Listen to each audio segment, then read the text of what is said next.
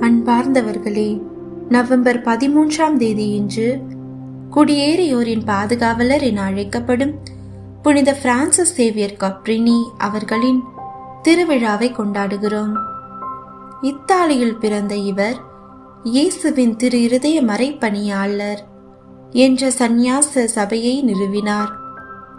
திருத்தந்தையின் விருப்பப்படி இவர் அமெரிக்காவுக்கு சென்று அங்கு இத்தாலிய குடியேறிகளிடையே பணியாற்றினார். அவர்களுக்காக பள்ளிகள், மருத்துவமனைகள் மற்றும் அனாதை இல்லங்களை நிறுவினார். அமெரிக்காவின் முதல் குடிமகன் புனிதரான இவர் இறை நம்பிக்கையோடு புதிய சவால்களை ஏற்க நமக்கு சிறந்த எடுத்துக்காட்டாய் விளங்குகிறார். புனித பிரான்சிஸ் சேவியர் கப்ரினி எங்களுக்காக வேண்டிக் கொள்ளும். ஆமேன்.